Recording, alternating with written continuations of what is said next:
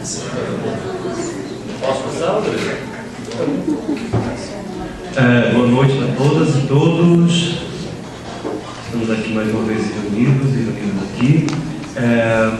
Bem, para aqueles que... Vou só apenas apresentar o conferencista de hoje, o professor Sérgio Miceli.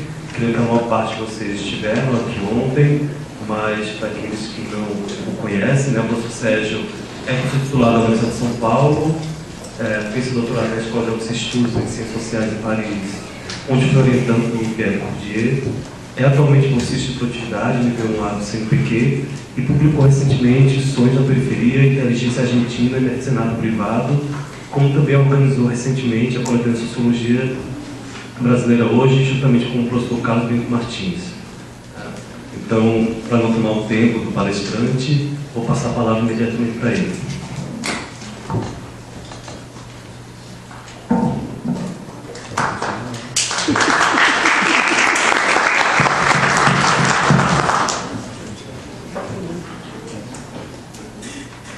Obrigado pelo convite, pela apresentação.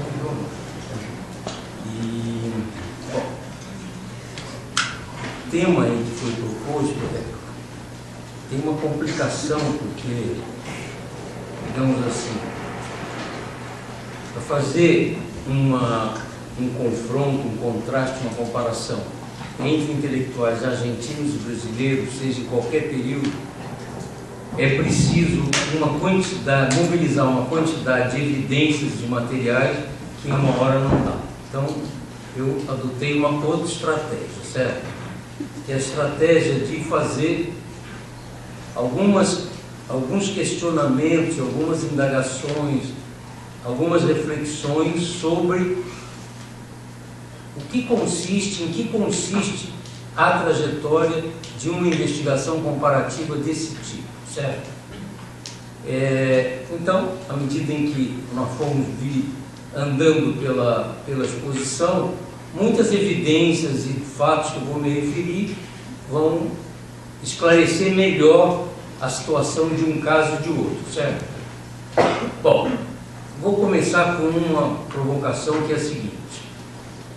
Alguns de vocês devem conhecer a polêmica entre o Perry Anderson e o Thompson, e a resposta do Thompson em Peculiarities of the English. E a resposta do Thompson visava dois alvos em relação ao texto do Perry Anderson.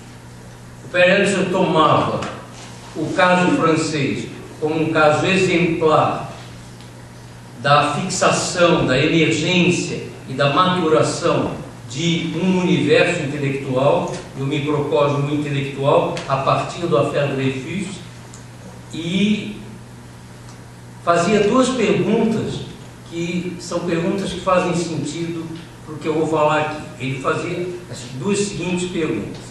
Ele dizia que não existia intelectuais na Inglaterra, na medida em que não existia nenhuma geração de intelectuais ingleses que tivesse sabido mobilizar alguma reflexão e alguma pergunta sobre uma noção de totalidade.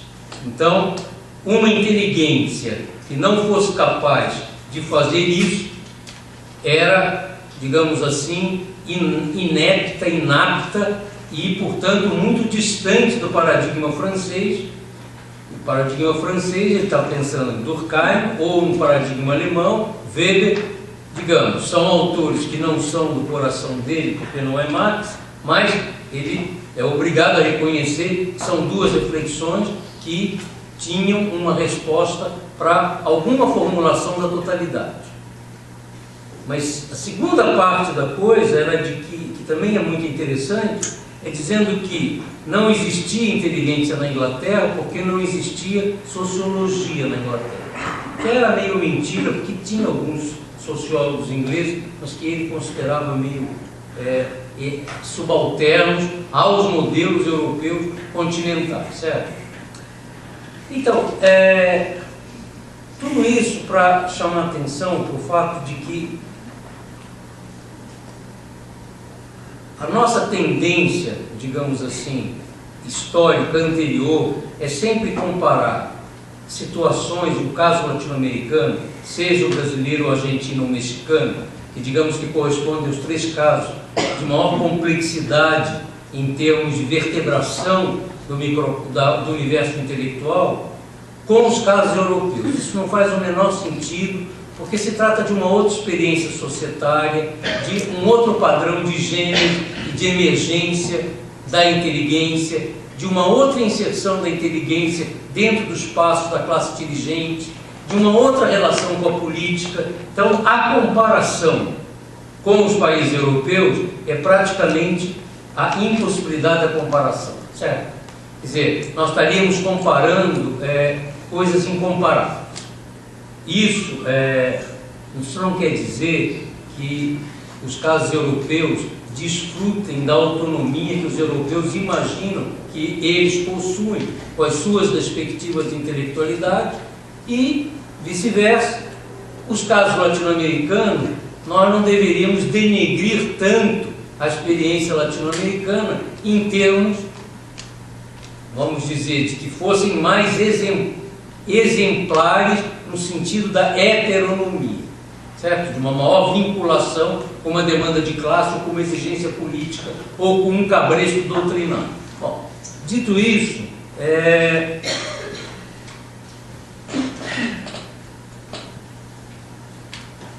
vocês sabem que a minha comparação pegou 2 momentos. O momento que é o livro que foi lançado esse ano, que são a década de 30, onde eu fiz uma análise em torno da revista Sul, que era uma revista que organizava, digamos, o grupo dominante, hegemônico e mais legítimo da inteligência argentina desde 1930, quando a revista abre, e eu faço uma análise até o final da guerra. Claro que a revista teve muitas outras fases, mas essa fase é importante por variadas razões, inclusive por causa da emergência do peronismo, contra o qual a revista e os seus intelectuais vão reagindo à medida em que, digamos, todas as expectativas de política externa e interna que os membros da revista têm vão fracassando e não vão dando certo. E a primeiro momento que eu estudei a Argentina era os anos 20, os anos da vanguarda. Para mim tinha uma facilidade, porque eu também tinha estudado o modernismo brasileiro, artístico e intelectual, os intelectuais na tese de 78 e o Nacional Estrangeiro, o movimento artístico, no livro de 2003. Então, são 2 momentos muito distintos, no sentido de que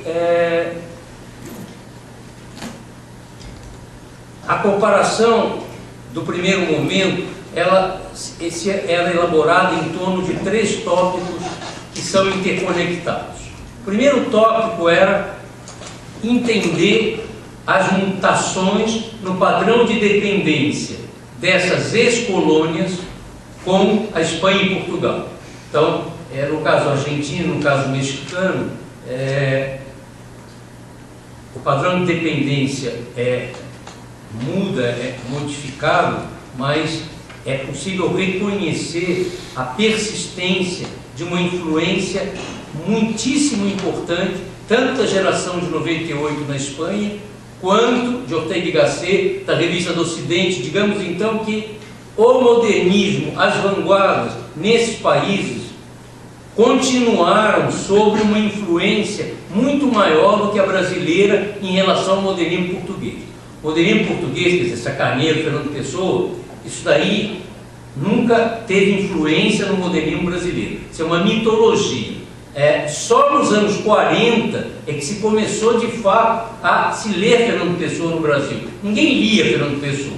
O único autor português que os intelectuais brasileiros liam de fato desde o final do século XIX era essa de Queiroz, certo? Havia, digamos, assim como os brasileiros eram maníacos por Anatole France, eles eram maníacos por essa de Queiroz. Então, digamos que eram as 2 referências externas. Mas o declínio da influência das antigas metrópoles, Espanha e Portugal, sobre o Brasil, Argentina e o México, é muito importante de atentar, porque é no retrocesso dessa influência que se formula esse projeto estético e político que é a vanguarda nesses países. Em que consiste esse projeto? Quer dizer, adotar padrões idiomáticos expressivos, prestar atenção na história cultural. Quer dizer, no caso do Brasil, foi a revitalização do barroco, a redescoberta do barroco, a valorização da experiência mineira. Quer dizer, em cada um desses países, esse repensar o que foi a história cultural desde o século XIX, desde o Império até hoje, seguiu um padrão onde a influência francesa era muito mais importante do que a pretensa influência. Ademais, Portugal, nos anos 10 e 20, é um país absolutamente despedaçado. Em questão de 15 anos, ele teve 37 governos, certo? Aqui teve o assassinato do rei, era o desmonte político de Portugal, não era só o problema do empobrecimento econômico e da falta de influência na antiga colônia, também havia um problema político. Então, digamos, o primeiro foco da comparação é de que, digamos, ao contrário do Brasil, que não tinha mercado para a língua portuguesa, a Espanha e as suas editoras tinham um mercado para a língua espanhola, México, Brasil, na Argentina, no Chile. Quer dizer, as praças comerciais latino-americanas continuavam importantes para os editores espanhóis, o que não aconteceu com os editores portugueses no Brasil. Então, digamos, o primeiro ponto importante na comparação é atinar quais foram as transformações das condições de dependência desse país em relação às antigas metrópoles. O segundo ponto tem a ver com a morfologia da inteligência nos dois países, quer dizer, na Argentina e no Brasil. Eu vou deixar o México de lado, porque, embora eu tenha estudado um pouquinho o México, a gente vai complicar mais ainda as referências empíricas. Para simplificar, dois pontos. Por exemplo, o primeiro modernismo brasileiro, a primeira geração modernista brasileira, não tem praticamente nenhum imigrante e nem tem mulheres, certo? Alguma das moças pode dizer, não, teve a Pagu. A Pagu é uma invenção do concretismo nos anos 50, não teve nenhuma expressão na época e nem teve nenhum impacto na primeira geração modernista, certo? Ela foi reinventada, como só ia acontecer no mundo intelectual, certo? As reputações sobem e descem conforme os interesses dos grupos que fazem essas reputações trabalhar. E também não tinha nenhum imigrante, com exceção do Menotti Del Pique, que sempre foi considerado um escritor de quinta categoria, certo? Então, digamos que essa primeira figuração, digamos, do modernismo paulista, que é Mário, Oswald, Tarsila, Anitta e Menotti. Menotti é uma figura menor e que não tem nada a ver com processos de reconhecimento e de hegemonia intelectual e dominação, digamos, de representação sobre a cultura brasileira que tinha o Mário de Andrade, ou que teve o Mário de Andrade. Já no caso argentino, inclusive por conta de um processo de democratização do acesso à educação muito anterior ao caso brasileiro, em 1920, 1930, havia no Brasil em torno de 70% ainda de analfabetos completos. Na Argentina, a população era praticamente toda alfabetizada. E isso teve um impacto sobre a formação da inteligência e sobre a formação do público dessa inteligência. Então, digamos, tem um fulcro estrutural na comparação que é preciso atinar. Quer dizer, o mundo intelectual brasileiro se constitui a despeito, à revelia desse nível altíssimo de analfabetismo. Isso não aconteceu na Argentina. E, por conta disso, a presença dos imigrantes na Argentina, na primeira geração da vanguarda, é muitíssimo expressiva, certo? Quer dizer, não é o grupo dominante dos crioulos, não é Guiraldes, Borges, Bioy Casares, etc., mas há muitos escritores de origem imigrante que tiveram um impacto não exatamente nos veículos hegemônicos, mas que tiveram impacto na mídia da época, quer dizer, nas editoras, na imprensa, escritores como Alfonsino Storni, Robert Alt, os irmãos Tugnon. Há muita expressividade em termos de linguagem, de temática e política na contribuição dos escritores imigrantes no modernismo argentino. Isso não aconteceu no brasileiro. E a mesma coisa a presença das mulheres. As mulheres são muitíssimo importantes desde a primeira geração da vanguarda argentina. Quer dizer, Nydia Lamarque, Nora Lang, tanto as mais próximas ao grupo do Borges, que era o grupo dominante, quanto aquelas que trabalhavam na mídia, como Alfonsino Storni. Então,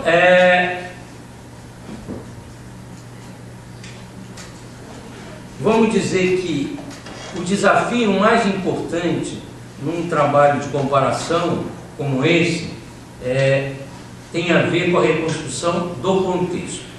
O que eu quero dizer por reconstrução do contexto?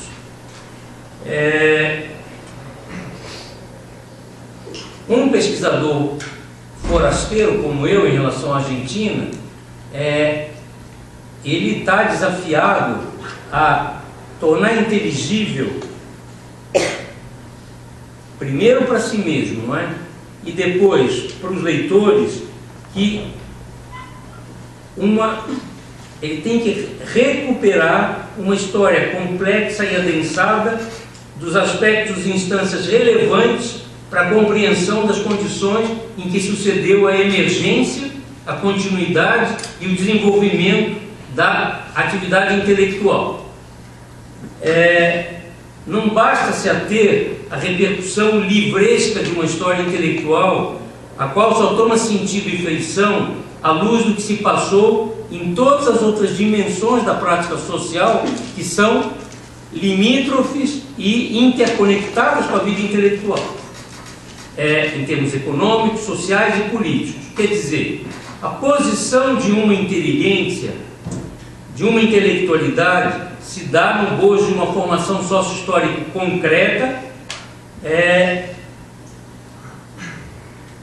e não em termos de uma mera inteligibilidade de uma história das ideias ou de evolução das ideias, certo? É claro que isso é uma prática antiga na América Latina. A história das ideias é uma coisa que sempre teve na moda na América Latina, e é uma maneira de descartar qualquer possibilidade de uma abordagem sociológica, certo? Então, há um outro problema que o comparatista enfrenta, que é o seguinte: todos os nativos têm a tendência de dizer que você não entende nada da Argentina, você não atina com a especificidade argentina, certo? Com o idioma crioulo, você não atina com o que é expressivo na representação intelectual da Argentina, você não atina com a identidade nacional, porque tudo isso é tomado como uma espécie de sacrário, repertório de ideias, retido como se fosse natural e automatizado, certo? E disso os forasteiros estão excluídos, certo? Então há um problema importante na comparação, que é você é desqualificado porque você não é tão bom no manejo da língua, no caso o espanhol. Você não atina bem com os mitos de invenção. Quando eu estou falando de mitos de invenção, é o seguinte: assim como o nascimento da inteligência francesa na bibliografia francesa é o Affaire Dreyfus, a história literária argentina, dependendo de qual é o autor que é eleito como mito fundador, ela toma uma certa feição. Se nós tomamos como mito fundador Hernandes e Martim Fierro, tem um andamento. Se nós tomamos como Leme a geração Sarmiento e Alberdi, é outra conformação. Se nós tomamos como a geração Galvez, a geração da comemoração da independência, é Ricardo Roa, outra. Se nós tomamos como Leme a emergência de Borges, temos outra representação. Então, os mitos de invenção de cada inteligência, nós também temos no Brasil. O nosso mito de invenção é que a geração que fundou a Academia Brasileira de Letras é a geração que, de uma certa maneira, reuniu os epítomes, os modelos de excelência na crítica literária, na ficção, na poesia e no ensaio. Machado de Assis, Zé Veríssimo, Araripe, ou seja, esses fundadores da Academia, eles também se impuseram como modelos de excelência e reconstruíram a história literária passada, e eles são o norte para... Então, os mitos de invenção são um elemento essencial na comparação, porque é a partir do trabalho sobre os mitos de invenção que, digamos assim, a comparação toma pé, não é? Tem algum terreno mais... Outra dimensão importante tem a ver, e aí entramos mais já na argumentação sociológica, com as transformações morfológicas da vida cultural. Elementos como esses que eu já me referi, o maior ou menor protagonismo das mulheres, o maior ou menor protagonismo dos filhos de imigrantes. Por que isso é importante? Porque todo o idioma expressivo da primeira geração argentina é uma tentativa de botar para dentro da linguagem culta todas as expressões idiomáticas da linguagem dos imigrantes, o lunfardo, de todos os idioletos que não são a língua castiça e que não são a restauração desse imaginário do que seria um espanhol clássico da Idade de Ouro. Então, o problema da língua não é por acaso que Borges escreveu um livro chamado O Idioma de los Argentinos. O idioma de los argentinos quer dizer "só imigrantes", certo? Só os idioletos dos imigrantes. Quer dizer, nós temos que, de uma certa maneira, nos livrarmos dessa pecha e dessa infiltração forasteira na linguagem expressiva que nós herdamos. Então, a geração, digamos, crioja, aqueles que se achavam os continuadores da herança espanhola, tinha uma tensão expressiva com o manejo da linguagem dos imigrantes.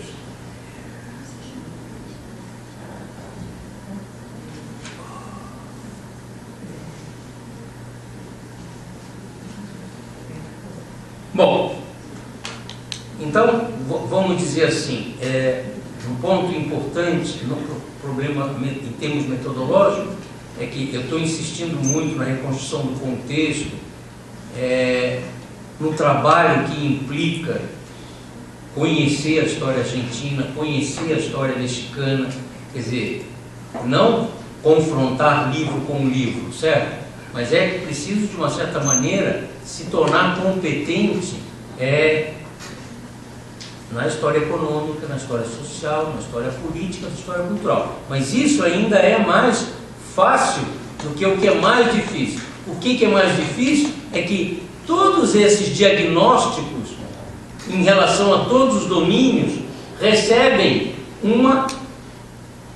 interpretações muito variadas. E há um conflito de interpretações, por exemplo, vamos tomar o peronismo, certo? A bibliografia sobre o peronismo é quase que um dicionário inteiro, certo? Quer dizer, a luta pela interpretação do peronismo é um móvel de luta absolutamente decisivo. Então, claro, eu posso me escatar de dizer, não, as origens sociais do peronismo têm a ver com a reforma dos sindicatos, com a tomada de poder dos comunistas dos sindicatos. Existem relatos clássicos sobre a ascensão do peronismo em relação às origens sociais populares, mas existem muitas interpretações divergentes do peronismo, e isso Isso vale para o modernismo brasileiro, para o movimento de independência, para o sistema oligárquico brasileiro. Ou seja, não se trata de conhecer dados, evidências. Não é um problema empírico só. É um problema, é uma batalha de interpretações. Porque o que está em jogo na comparação são interpretações do que aconteceu, do que se passou. Certo? Por isso que eu comecei com essa polêmica entre o Perry Anderson e o Thompson. Porque, na verdade, a polêmica era para... Quer dizer, a resposta do Thompson era para detonar os franceses. Detonar Althusser, era um ataque vitriólico a todo que ele chamava de pobreza da teoria francesa, certo? E desconsideração da complexidade factual da experiência inglesa.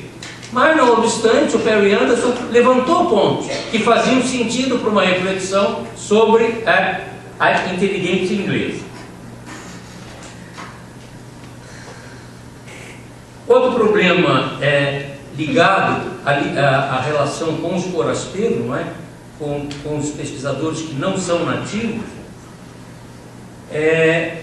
tem a ver com essa representação que é muito importante na história intelectual latino-americana sobre o que seja a identidade nacional, certo?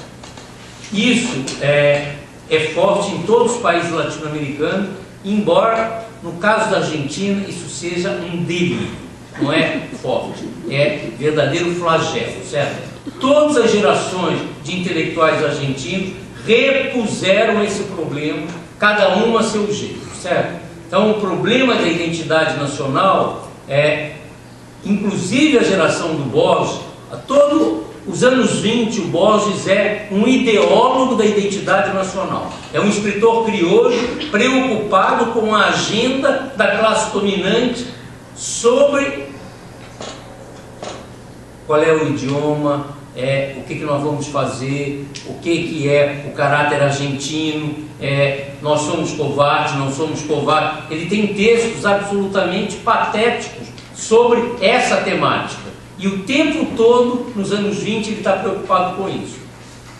Nos anos 20, o Borges tem 20 e tantos anos. Quando o Sul começa, o Borges tem 30 anos. E, portanto, é preciso prestar atenção na idade das pessoas, quando elas estão fazendo as coisas. Porque aos 30 anos, ninguém está formado, está todo mundo aprendendo. Ele não escreveu aos 30 anos nenhum texto de ficção, só ensaios crioulos nacionalistas, certo? Então, digamos, os primeiros anos da atividade dele de Sul, ele é crítico de cinema, resenhista de algumas obras e só no início dos anos 40, 41, 42, que ele começa a publicar os primeiros textos que são uma mescla de ensaio e ficção. Mas ainda são textos que têm muito a ver com a ensaística, certo? Então, digamos, quando a gente fala dos autores, a gente tem que prestar atenção com que idade eles têm do que estamos falando. Eu não estou falando de um Borges eterno, certo? De um Borges mumificado. Há uma história em termos de todos esses autores.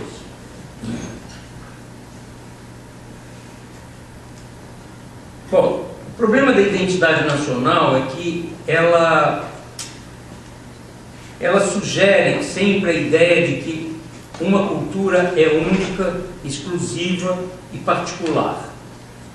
E, portanto, ela, de uma certa maneira, é inacessível se você não atina com aspectos inefáveis do idioma expressivo. Então, no fundo, há o problema da identidade nacional, que, por exemplo, no caso argentino, na geração do Borges, foi edificado por quê? Por ensaios de argentinos baseados em Spengler e por relatos de viajantes estrangeiros que escreviam em Sul, tipo Valdo Frank, Ortega y Gasset, etc. Pessoas que não entendiam nada da Argentina, não sabiam nada da história argentina, eram, na verdade, curiosos da Argentina, e iam para a Argentina dar conferências pagas pelo Grupo de Sul, e falavam sobre o Pampa, a cobiça, a luxúria argentina. Quer dizer, essa literatura sobre identidade nacional não é é uma literatura que tem que ser trabalhada sociologicamente através da morfologia desses autores e não através do léxico expressivo com que está se tentando recuperar a identidade nacional.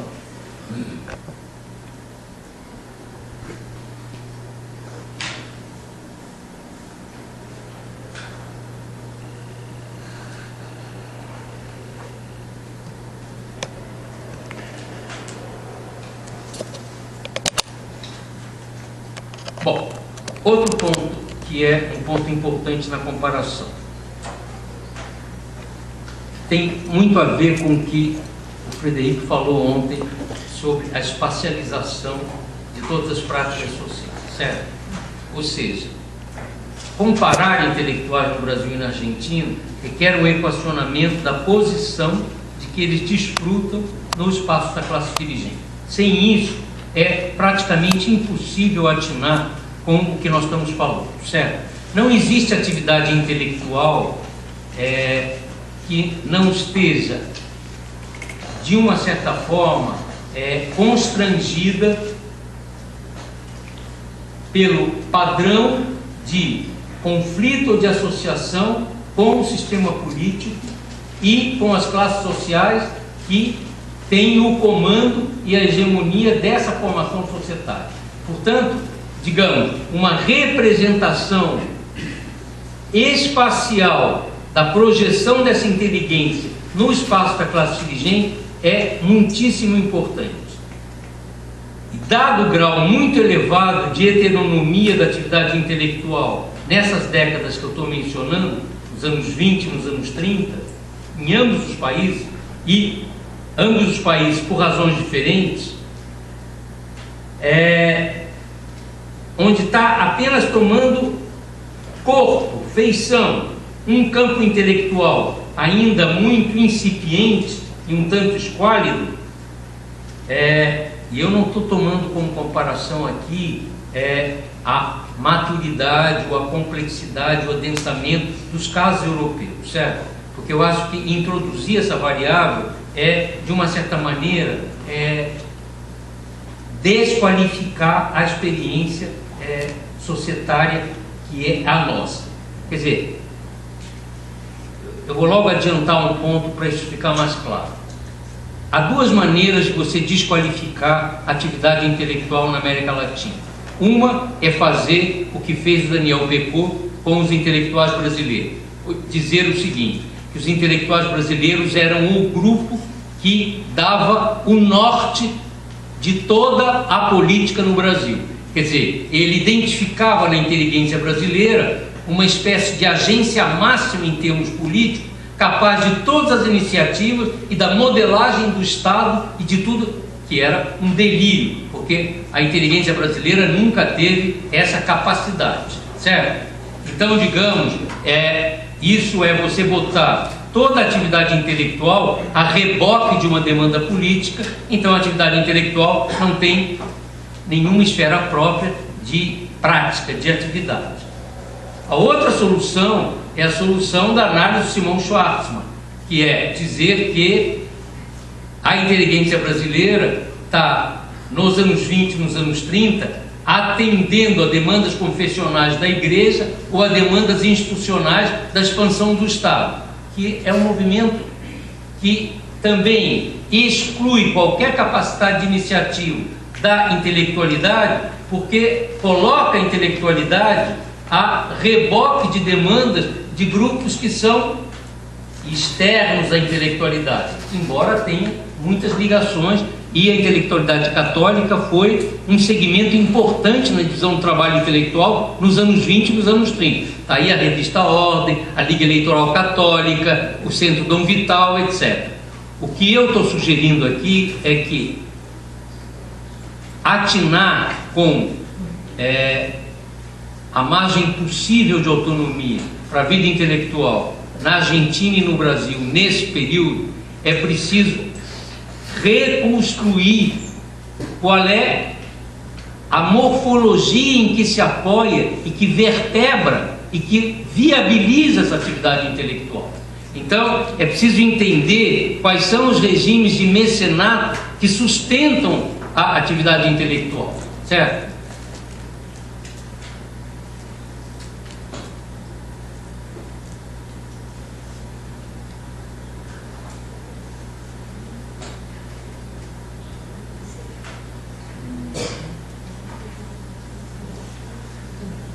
Bom, então, como se para esses autores não houvesse, tudo se passa como se não houvesse atividade intelectual propriamente dita, como se não houvesse tradições, um panteão, modelos de excelência, instâncias de consagração, como se a atividade intelectual fosse, no limite, caudatária de injunções políticas, confessionais ou institucionais. No caso argentino, há uma dificuldade adicional ao se equacionar a posição dos intelectuais no espaço da classe dirigente, porque existe como que uma espécie de posição oficial de todas as gerações de intelectuais argentinos, dizendo que a atividade intelectual não tem nada a ver com a estrutura social argentina. Na Argentina existe uma mania de que, quando você fala de um autor, imediatamente as pessoas te dizem: mas fulano é de esquerda, esse é de direita, aquele é de centro. Quer dizer, nunca se quer falar das pessoas em termos sociológicos, certo? Ninguém pertence a grupo nenhum, a classe nenhum, a gente não sabe que idade escreveu, nada disso é pertinente e relevante, certo? Há uma tendência a dessociologizar tudo. Não acontece no Brasil da mesma maneira, acontece de um outro jeito. Mas essa questão, eu acho que ela tem uma razão positiva e uma razão negativa. A razão negativa é essa que eu falei. A razão positiva é de que, como todos os argentinos têm uma representação de que eles tiveram acesso, e de fato tiveram, a uma alfabetização precoce, assegurada e garantida para todos, e que, digamos assim, alguns instrumentos de democratização estão absolutamente, escandalosamente, muito mais presentes lá do que na sociedade brasileira, também é compreensível que todos se imaginem como iguais, entre aspas, como iguais na imaginação, certo?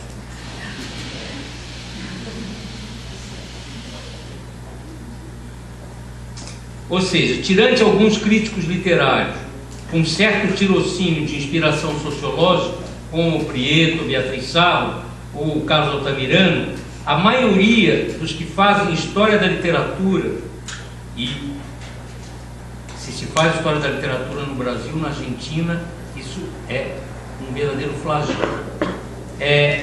Dos ensaístas e críticos literários, eles resistem a quaisquer intentos de empreender uma análise circunstanciada das relações que os intelectuais e os artistas mantêm com os grupos dirigentes. É uma coisa profundamente incômoda, certo? O artigo que eu escrevi sobre o Borges, que é um artigo que saiu no ar, que também saiu no Brasil e saiu também na Argentina, o primeiro livro que eu fiz que saiu lá, as primeiras reações ao artigo era como se eu tivesse cometendo um crime de lesa majestade. Eu estava lidando com uma figura que era absolutamente inatacável, inatingível, e que nada disso era pertinente, e construir um perfil sociográfico, já não diria nem sociológico, sociográfico dessa figura seria como denegri-la, certo?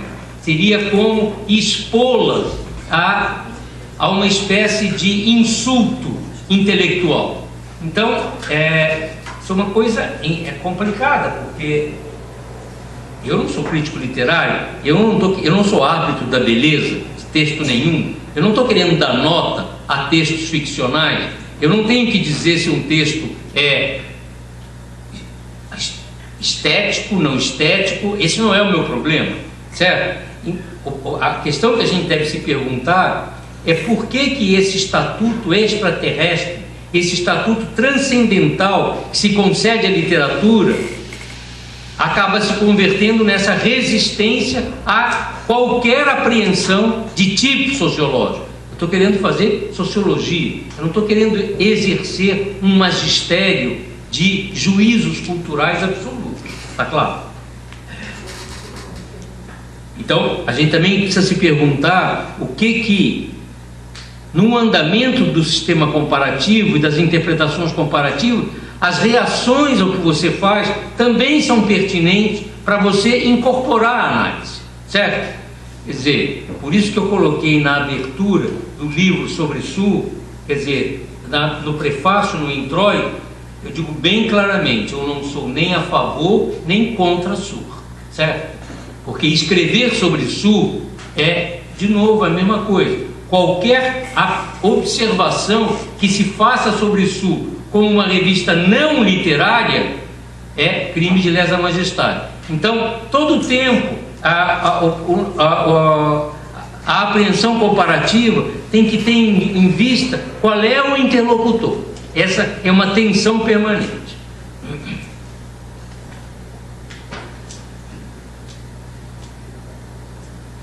Isso também já falei.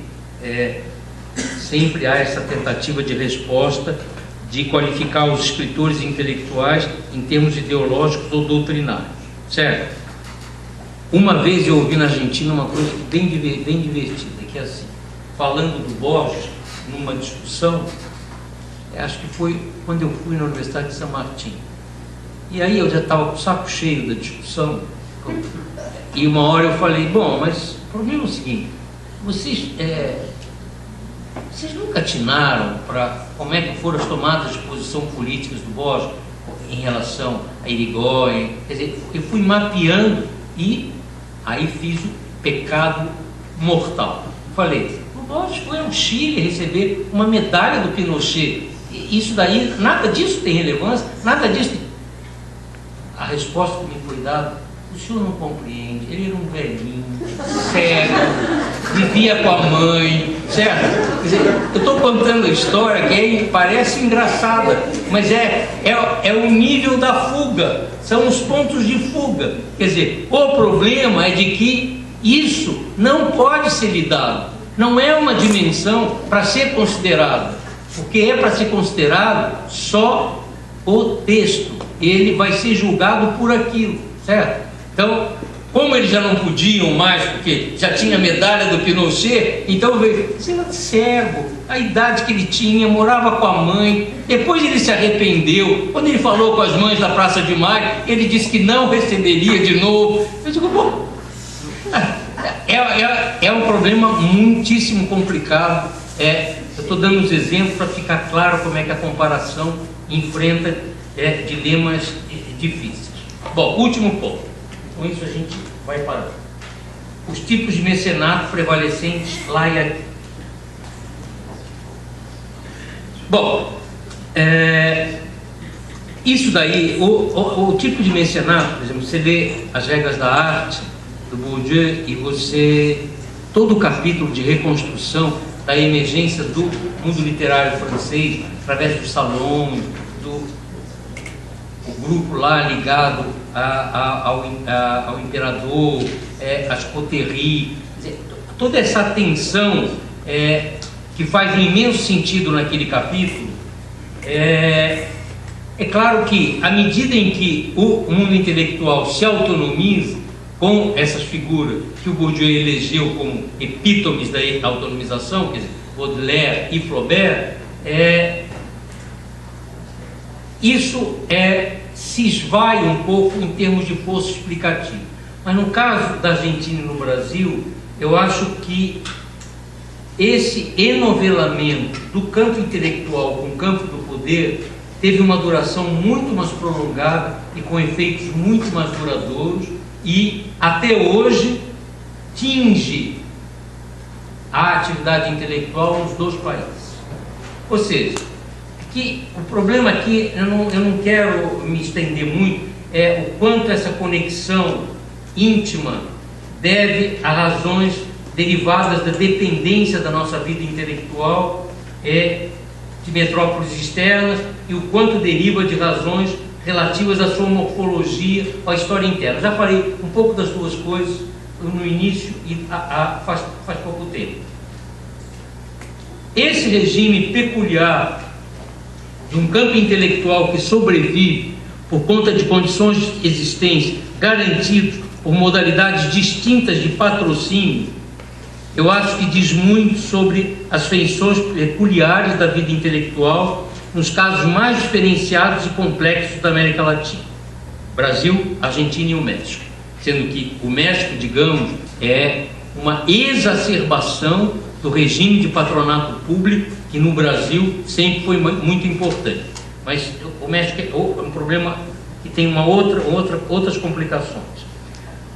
No intento de simplificar, então, para fins aqui nosso, para o fecho, poder-se identificar duas modalidades contrastantes de mecenato, para além das matizes reconhecíveis em cada situação histórica concreta. Claro que eu estou fazendo uma espécie de uma brutalização dos dois retratos.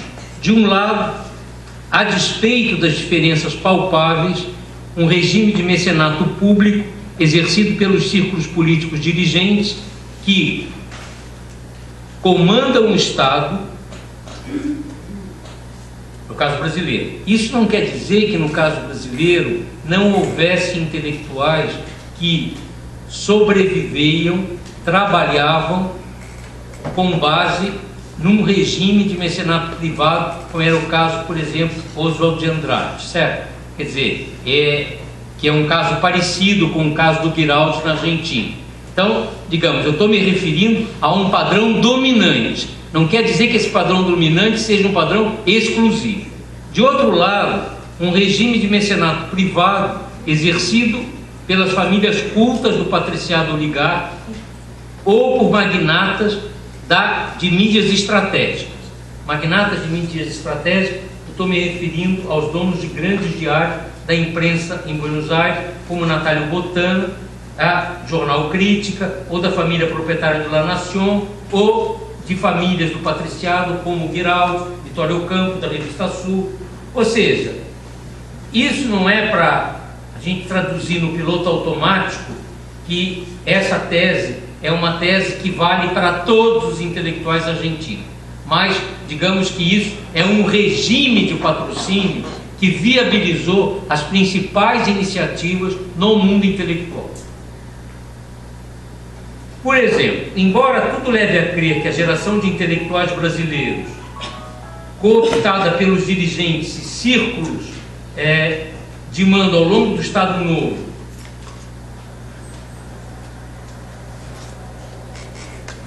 amargou um grau mais restrito de autonomia expressiva do que os escritores argentinos mais protegidos na órbita de Sul, nós temos que nuançar as duas coisas. Por quê?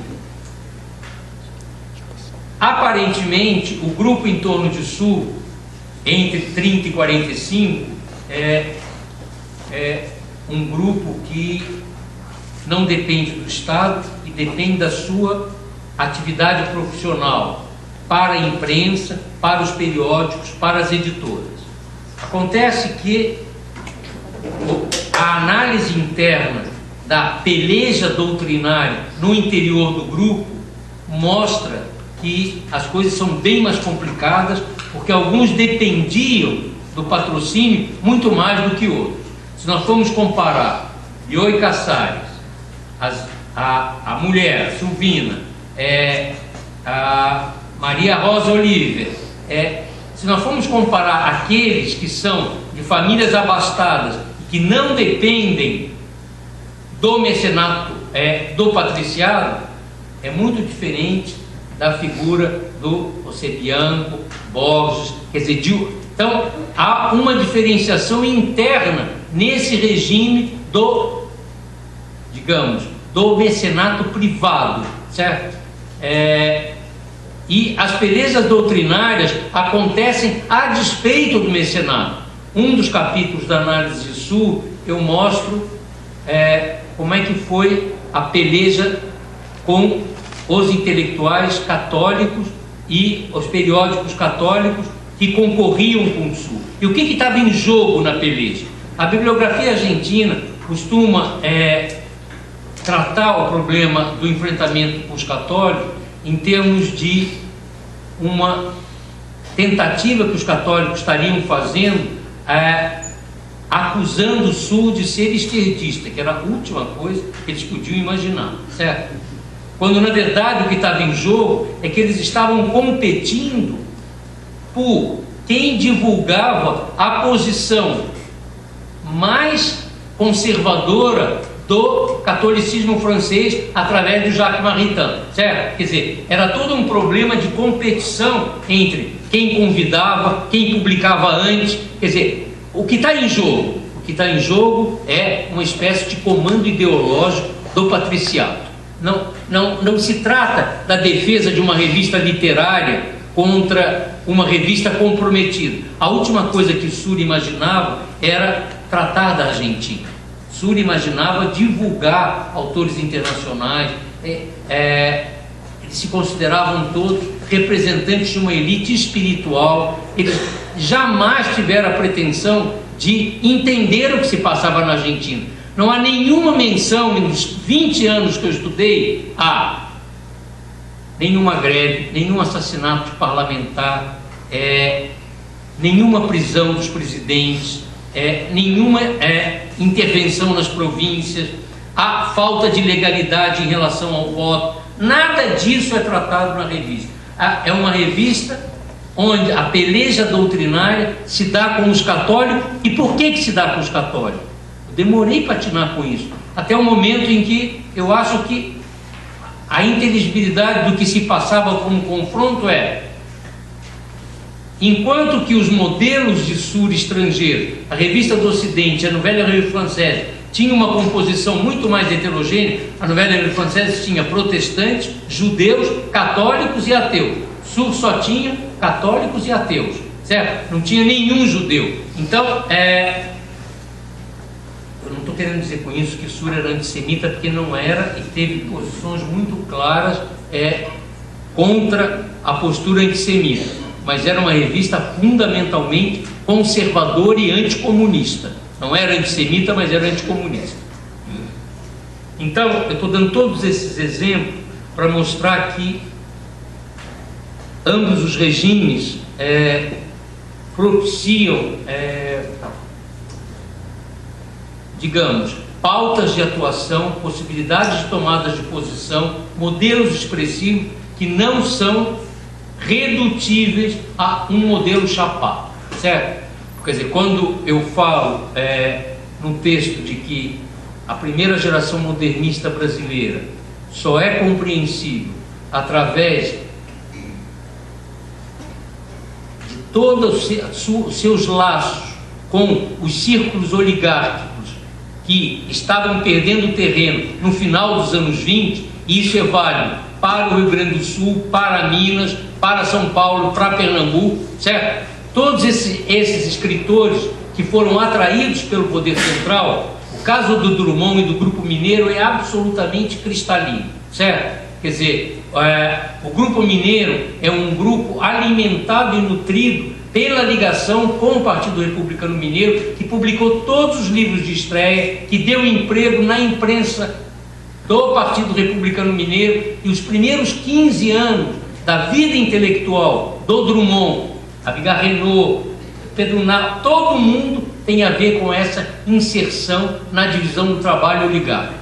Então, é uma mitologia imaginar que o Drummond só se tornou um poeta político no final da guerra através da Rosa do Povo. Ele é um poeta político desde o livro de estreia, porque ele foi treinado através de posições políticas no secretariado, não como secretário de Educação, mas ajudando o Francisco Campos, que era o formador da Legião Fascista de Outubro em Minas. Então, todo o treinamento do Drummond é um treinamento ao mesmo tempo literário e político, certo? E não adianta espiritualizá-lo, certo? Porque a última coisa que ele é um poeta espiritual, certo?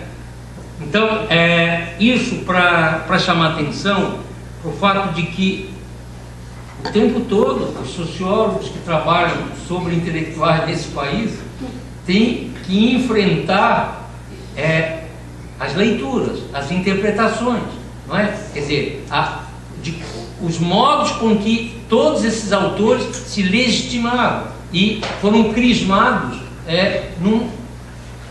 segundo uma certa denominação, uma certa designação.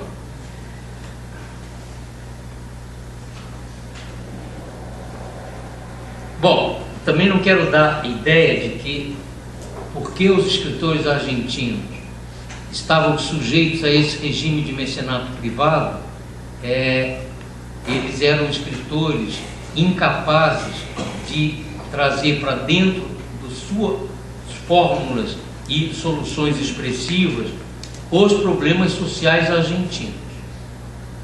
A tese paralela e complementar seria dizer, não, enquanto Borges escrevia essa mescla de ensaio e ficção, que são os contos Coimbra e Casares que saíram em Sul, o que fazia romancistas sociais brasileiros? Graciliano, Zé Lins, Érico Veríssimo, eles construíam sagas interpretativas das histórias regionais desses estados, onde eles eram, os narradores eram os heróis dessas famílias declinantes que viveram esse declínio.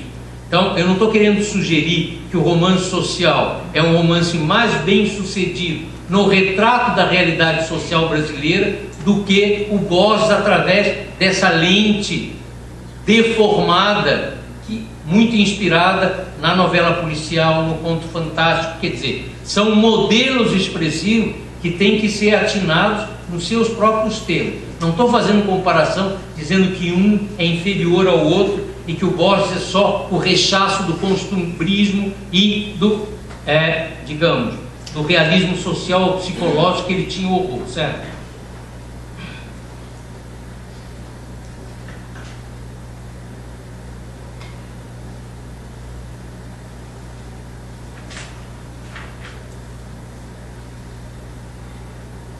Então, isso não, quer dizer,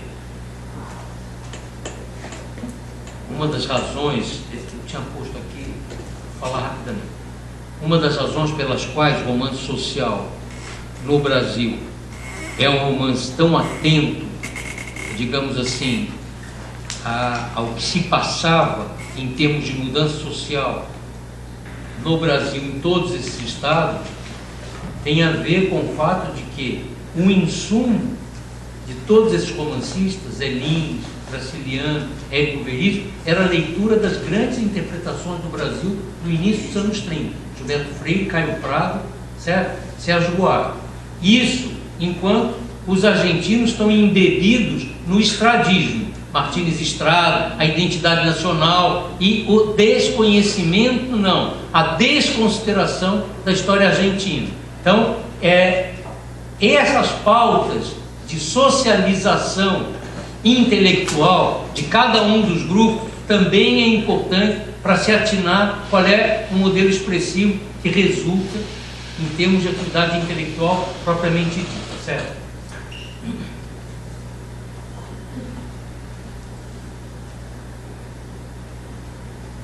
Bom, só para fechar, lembrar que, digamos, o regime de mecenato público no Brasil não começou no regime Vargas, certo? Isso remonta, todo mundo que leu o Faoro pode atinar com o que eu vou falar. Isso remonta à montagem de todas as corporações burocráticas no Império, em especial a magistratura, certo? E a montagem de corporações na classe dirigente que não são classes dirigentes econômicas, são setores não econômicos da classe dirigente. E isso vem desde o século XIX. Isso não foi inventado pelo regime Vargas, certo?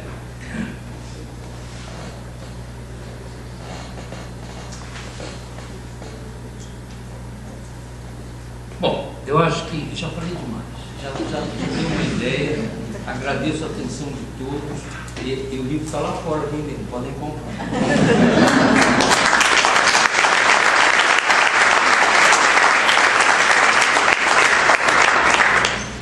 Agradeço a fala do Sérgio Miceli e a gente passa para uma plateia se alguém tem alguma pergunta para ele.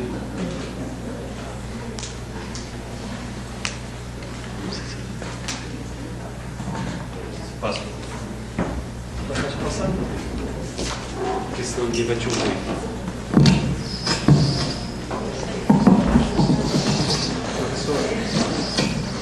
Ontem você fez uma menção rápida, autobiográfica, como aluno, e rapidamente você mencionou Antônio Cândido.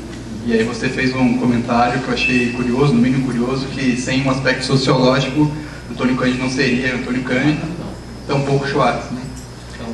E eu queria devolver a provocação, o que seria de Miceli sem a crítica literária e a literatura? Também não seria. E se em outro aspecto você... Touché, como dizem. Touché. E Eu fui aluno do... isso, se você puder comentar um pouco mais dessa relação com o Antônio Então, Cândido. olha, eu acho o seguinte, essa primeira geração que se formou na Faculdade de Filosofia em Sociologia, Antônio Cândido, ele fez o curso de Ciências Sociais, ele não fez curso de Letras, ele fez um doutorado em Sociologia, que são os parceiros do Rio Bonito. Ele ensinou 17 anos como professor de Sociologia, idem a Gilda de Melo Souza, todos eles, não existia curso de letras naquele momento, eles todos estudaram Sociologia. Bom, minha mulher escreveu um livro sobre o grupo todo, ela tem lá toda uma interpretação de que por que eles saíram das ciências sociais e se tornaram críticos de cultura. Digamos que naquela circunstância aquilo era possível. Mas o que eu acho, e quando eu cheguei em São Paulo para estudar, eu cheguei em dezembro de 67, mas começou no ano seguinte, eu fui aluno dele um ano inteiro, em 2 cursos. Um curso em que ele deu as tragédias históricas de Shakespeare e um outro curso que ele deu estéticas contemporâneas. Em todos esses cursos, em todas as intervenções dele, se você extirpar o condimento sociológico, metade do interesse vai por água abaixo, certo? Todos os grandes ensaios do Antônio Cândido têm uma sacação sobre a armação, o laço sociológico da narrativa, certo? Análise do Coelho Neto, tudo tem a ver com isso. Os grandes ensaios dele têm sempre esse... Bom, na tradição da Faculdade de Filosofia, já te respondendo, já me colocando, certo? Na tradição da Faculdade de Filosofia, não era mal visto fazer o que eu fiz, que era fazer cursos de filosofia ou fazer o curso do Antônio Cândido. Fazer o curso do Rui Coelho, o Florestan considerava um pecado mortal, certo? Porque era de Sociologia 2 e aquilo ensinava Proust e outras coisas que ele achava totalmente relevante e ele não deixava a gente fazer. Mas o Antônio Cândido, ele respeitava e deixava. Então, digamos que em termos da minha formação, da minha geração, todos que quiseram fazer cursos em áreas limítrofes foram autorizados e fizeram, certo? Então, digamos que essa representação que a faculdade tem até hoje, e que eu acho que hoje é uma coisa que está um pouco caduca, de que temos que continuar juntos, letras, filosofia, ciências sociais, certo? A mesma congregação, na verdade é uma coisa que hoje, eu não sei se faz tanto sentido, porque todas as disciplinas e essas áreas se autonomizaram. Mas a tradição, digamos, que o Antônio Cândido instituiu de compreensão, mesmo a formação da história da literatura brasileira, formação da literatura brasileira e tudo que ele escreveu depois, literatura e sociedade, mesma coisa mais autobiográfica dele, como o livro Teresina, etc., são livros onde pulsa o trem sociológico. O trem sociológico está ali presente o tempo todo, certo? Eu estou chamando de trem sociológico, é um modo de apreender o material literário que não é um modo, digamos, reificado, formalista, atento apenas ao estilo, não é nada disso, certo? Digamos que o Roberto Schwartz foi além disso, certo? Se você conversar com o Roberto Schwartz, ele é meu amigo. Se você conversar, e temos discussões infindáveis.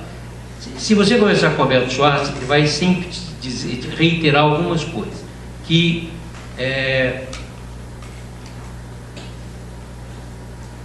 O grande problema dele com a coisa sociológica é que ele acha que, como a sociologia, para fazer história intelectual, tem que mobilizar os autores, as pessoas dos autores, o que é verdade, ele acha que isso não é uma mediação pertinente, porque ou a mediação já está incorporada na matéria do texto, certo? Então, o que eu respondo sempre para ele é o seguinte: está incorporada porra nenhuma. É porque você mobiliza uma informação histórica externa ao texto para dar sentido à tua interpretação.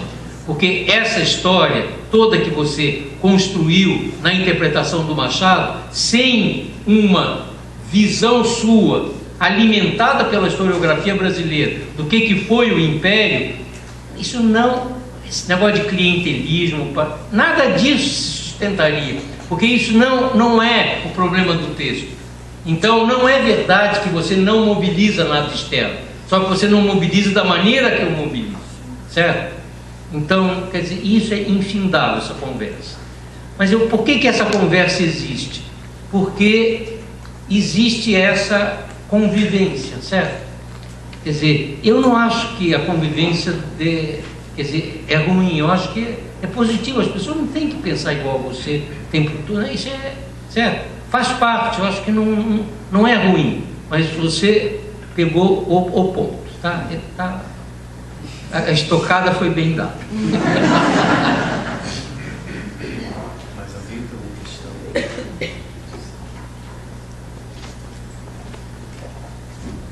Boa noite. Sai meio na corrida, não sei se eu vou formular direito, mas quando você fala... Não, mas não precisa correr, não. Tá. Beleza. Quando o senhor falou no trem sociológico pulsando no Antônio Cândido, eu fiquei pensando se esse trem... Melhorou? Acho que é o microfone. Aqui. Bem, agora, daqui a pouco tô aí, né? Bom, voltando. Quando você mencionou o trem sociológico pulsando no Antônio Cândido, eu me lembrei de uma entrevista que eu fiz com um intelectual gaúcho, nascido antes de 1910, e que, enfim, atuava nos anos 50, lá no Universidade Claríssimo e outros.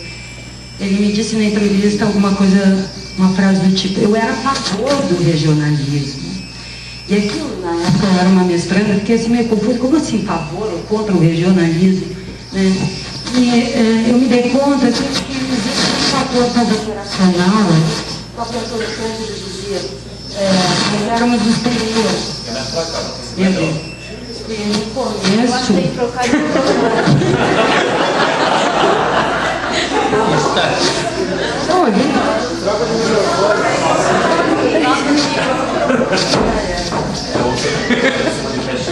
Acho que alguém está... A Muralha desliga. Até onde vai... Então, favor do regionalismo, né? Aí eu pensei, bom, o Antônio Cândido dizia, nós éramos os primeiros, e os primeiros são pardos. Enfim, eu sinto que existia na literatura, até os anos 50 pelo menos, uma pisada referencial. Era uma literatura que pulsava a sociologia como um todo, talvez. Eu acho que talvez seja isso um fator geracional, porque no grupo que eu estudei, eu observei uma tremenda tensão entre história e literatura. Inclusive aqui eu já engato uma outra questão que tem a ver com o que foi falado ontem sobre o livro História das Ciências Sociais. Uma coisa que eu também observo talvez por deformação de ofício, sou historiadora, eu observo que é muito grande o interesse dos cientistas sociais em perguntar sobre as relações que eles mantêm com a literatura, e geralmente a história não entra muito nessa avaliação, até porque talvez a história ali nos anos 50, em função da crítica florestan e tudo que veio depois, meio que ficou pagando o preço de ter exercido a função de mediadora da memória nacional, enfim. Queria ouvir um pouco sobre isso, o que você acha? Leva o microfone. Letícia, olha só. Se o problema do regionalismo, quer dizer, eu vou dar uma resposta de letrado, certo? Não de sociólogo. Vamos entender.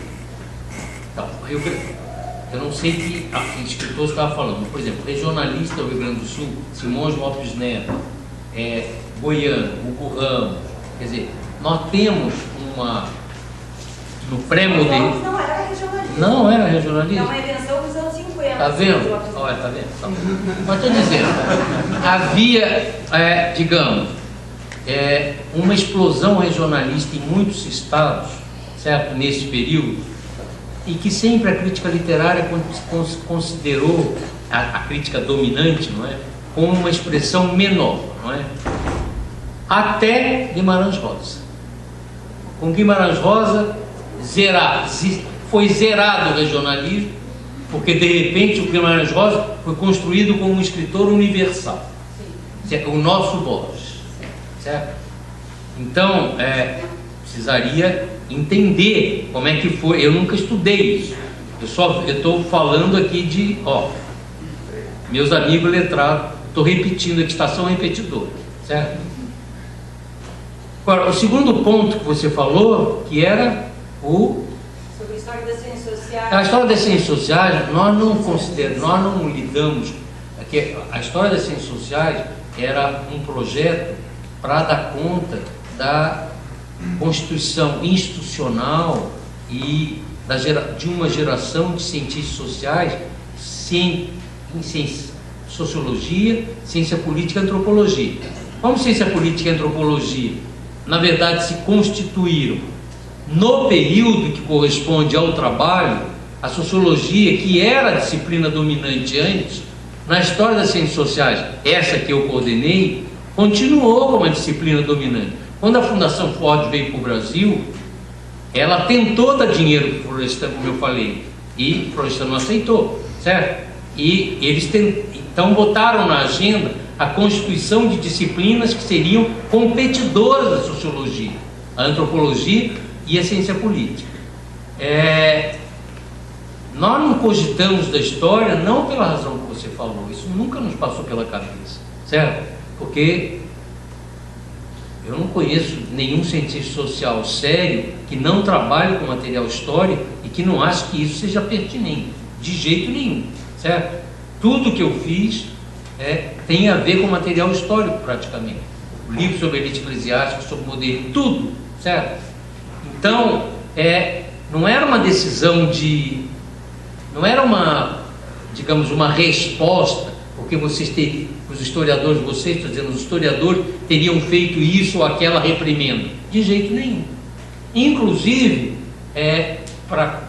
vou dar uma informação importante, o principal consultor do projeto, e que ia discutir conosco a cada 15 dias, era o Fernando Novaes, certo? Então, que era um historiador super atento a toda a dimensão histórica do projeto, certo? Então, digamos assim, que o projeto, que durou 5 anos, ele teve uma discussão o tempo todo, certo? Agora, vamos dizer, o projeto tinha umas balizas em termos de inspiração, é claro que sim, certo? O que nós estávamos, o grupo lia? Ringer, Franco Venturi, lia grandes monografias sobre os intelectuais, certo? Então, em meio a essa discussão, claro, isso não preciso nem repetir, certo? Todo mundo lia e discutia. Mas estou dizendo, não era só isso. Líamos Le Pen, Elias, quer dizer, toda a literatura, Williams, lemos tudo, Cultura e Sociedade, O Campo e a Cidade. Quer dizer,